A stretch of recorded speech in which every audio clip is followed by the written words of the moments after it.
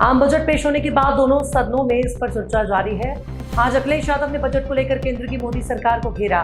उन्होंने कहा कि इस बजट से नाउम्मीदी दिख रही है। इस दौरान अखिलेश यादव ने मोदी और योगी सरकार को घेरते हुए कहा कि अगर यूपी में काम किया होता तो राज्य में बीजेपी की सीटें नहीं घटती।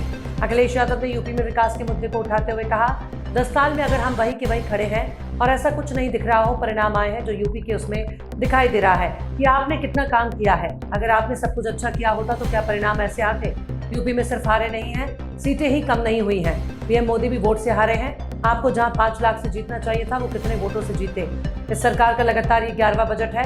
इस बजट के बाद ही नाउम्मीदी ही दिखाई दे रही है और सरकार में ये लोग इसलिए अच्छी बात करेंगे, बल्कि चेहरों पर सरकार बनने के बाद जो खुशी होनी चाहिए थी वो नहीं दिखाई दे रही है।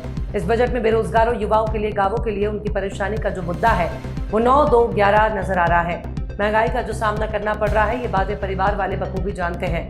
मैं जब सत्ता पक्ष के आंकड़े देखता और सुनता हूं, अगर इतना सब कुछ 10 साल में अच्छा हुआ तो आप हंगर इंडेक्स में कहां खड़े हैं। सत्ता पक्ष की और से ये बात आएगी कि हम कहां खड़े हैं। सपा सांसद ने कहा कि यूपी जैसे बड़े राज्य से सबसे ज्यादा सांसद चुने जाते हैं। हमें बजट में कोई बड़ा प्रोजेक्ट नहीं मिला।